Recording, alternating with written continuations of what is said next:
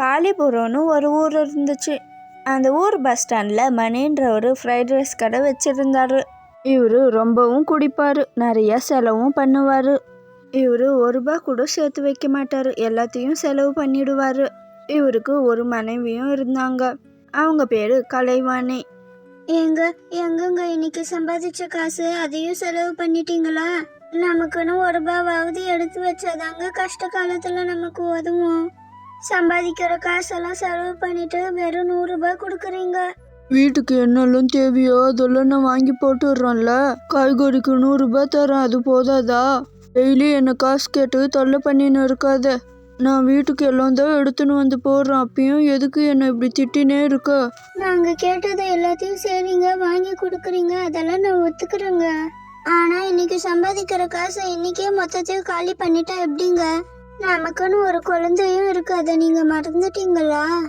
நமக்குன்னு யாரு இருக்கா? நாளைக்கு ஒண்ணுனா நமக்கு யார் காசு கொடுப்பாங்க? ஏய், சும்மா நிறுத்துடு, எதனா ஒன்று பேசினே இருக்காத. நானும் மரியாதை கொடுத்து பேசின்னு இருக்கேன், சும்மா என்னை டென்ஷன் பண்ணாத. காலையிலேருந்து வேலை செஞ்சு எனக்கே டென்ஷனாக இருக்கு, இதில் நீ இன்னும் ஏற்றி விட்டுன்னு இருக்கியா? ஒழுங்கா இங்கேருந்து போயிடு. அடுத்த நாளும் மணி ஃப்ரைட் ரைஸ் கடைக்கு போனார். ஏன்பா மணி, என் பேர் எனக்கு ஒரு சிக்கன் ஃப்ரைட் ரைஸ் கொடுப்பா, பார்சலே பண்ணி கொடுத்துடு. நேற்று என்னப்பா ஒரே சவுண்டு உங்க வீட்டுல? ஏன் என்னாச்சுப்பா, சண்டையா? ஆமாம் பாட்டி, என் பொண்டாட்டி வேற திட்டினே இருக்கா என்ன. என்னப்பா பண்ணுவா அவளும்? குடிச்சா யாருக்குதான் பிடிக்க சொல்லு. இதுக்கப்புறம் குடிக்காத பாவம் அவ. ஐயோ பாட்டி, எங்கள் வீட்டில் நான் குடிக்கிறதெல்லாம் ஒரு பிரச்சனையும் இல்லை. நானே குடிக்கிறத நிப்பாட்டிடலான்னு இருக்கேன். வாரத்துக்கு ஒரு 3 வாட்டி தான் குடிக்கிறேன். என் பொண்டாட்டிக்கு பிரச்சனையே நான் காசு செலவு பண்ணுறேன்னு தான். சேர்த்து வையின்னு ஒரே தொல்லை.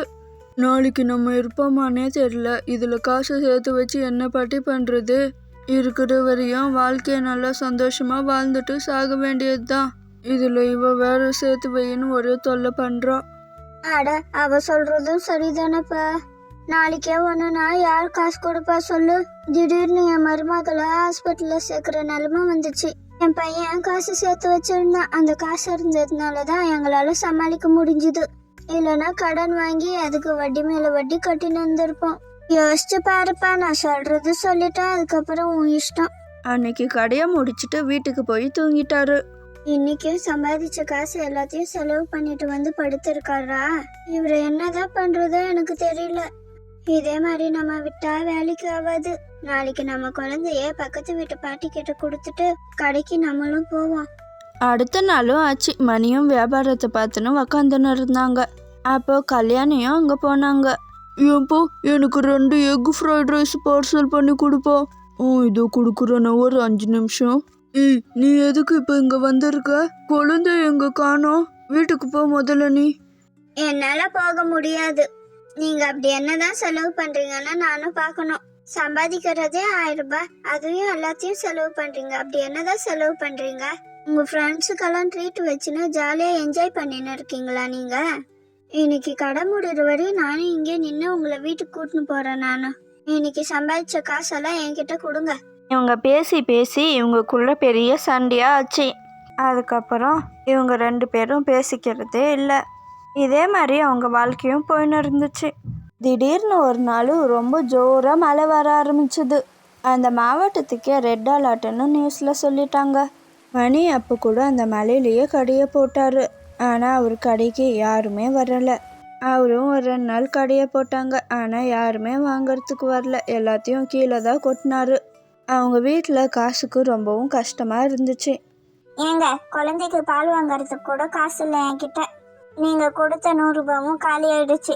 எனக்கு ஒரு 20 ரூபாய் இருந்தா கொடுங்க, நான் போய் பால் வாங்கின்னு வரேன். ஐயோ, அதுக்குள்ள காலி ஆயிடுச்சாமா அந்த 100 ரூபாய்? என்கிட்ட வேற சுத்தமாக காசு இல்லையா இப்போ? எப்படியாவது சமாளிக்க முடியுமாமா? இன்னும் ஒரு 2 நாளில் மழையில் நின்றுடணும்னு சொல்லியிருக்காங்க. கடையை போட்டு வியாபாரம் பண்ணலான்னு பார்த்தா இந்த மழை வேற நிற்காம பெஞ்சுன்னு இருக்கு. யாரும் வாங்குறதுக்கும் வரமாட்டேன்றாங்க இந்த மழையில். நான் டீ போட்டு குடிக்கலான்னு கொஞ்சம் பால் எடுத்து வச்சிருக்கேன். அதை குடிக்காம வச்சா வேணும்னா மத்தியானம் வரையும் தாங்கும். அதுக்கப்புறம் குழந்தை பால் கேட்டு அழ ஆரம்பிச்சிடும். என்ன பண்ணுவாங்களோ ஏது பண்ணுவாங்களோ தெரியாது. எனக்கு பால் வேணும், காசு வேணும். ஐயோ என்ன பண்ணுறதுன்னு வேற தெரியலையே. யார்கிட்டனா கடனாவது கேட்டு பார்க்குறேன் இருமா. ஏன்னா எனக்கு ஒரு 1000 ரூபாய் கடன் இருந்தால் கொடுங்க, நான் திருப்பி கொடுத்துட்றேன். நான் மழைலாம் நின்னதுக்கப்புறம் கண்டிப்பாக நான் கொடுத்துட்றேனே. ஐயோ நீ வேறப்பா, என் பொண்டாட்டிக்கு தெரிஞ்சா அவ்வளோதான். எனக்கெல்லாம் கூட ட்ரீட் கொடுத்துருக்கியே, உன்கிட்ட காசு இல்லையா என்ன? கொஞ்சமாச்சும் எடுத்து வச்சிருக்கலாம்ல. என்கிட்ட காசு இல்லைப்பா இப்போதைக்கு, வேற யார்கிட்டனா கேட்டு பாரு. மணியும் ரொம்பவும் சோகமாக வீட்டுக்கு போனார். இந்த செல்வண்ணா இருக்காரு இல்லம்மா, அவர்கிட்ட கேட்டு பார்த்தேன். அவரும் காசு இல்லைன்னு சொல்லிட்டாரு.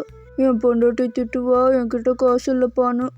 எது சரி எது தப்புன்னு கொஞ்சமாச்சும் யோசிச்சு பார்க்கணும். அவங்கெல்லாம் காசு சேர்த்து வச்சதுனால தான் இன்னைக்கு வீட்டில் ஜம்முன்னு உட்காந்து டிவி பார்த்துன்னு இருக்காங்க, மழையில கஷ்டப்படாம. நம்ம கிட்ட காசு இல்லாததுனால தான் இந்த மழையில இப்படி அலைஞ்சுன்னு இருக்கும். எனக்கு என்ன, நான் எவ்வளவோ சொன்னேன், நீங்க தான் கேட்கல. காசுக்கு எப்படின்னா ரெடி பண்ணுங்க.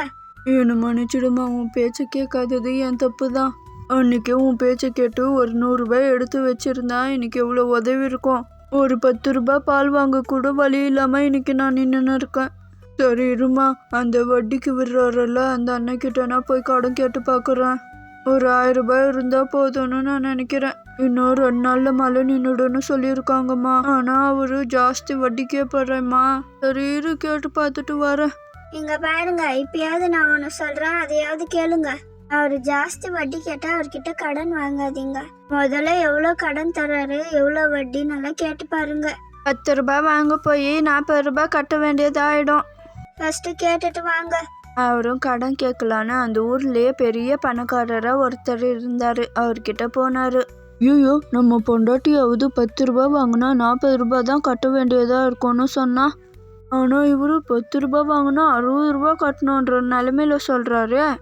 இவர்கிட்ட ரொம்பவும் வட்டி ஜாஸ்தியாக இருக்குது. இங்கே வாங்கிறது வேணாம், இந்த ஒரு தடவையாவது அவள் பேச்சை கேட்போம் நம்ம. அங்கே நீ சொன்னதை விட ரொம்பவும் வட்டி ஜாஸ்திமா. எனக்கு என்ன பண்ணுறதுன்னே தெரியல. இப்பவாது புரியுதா உங்களுக்கு?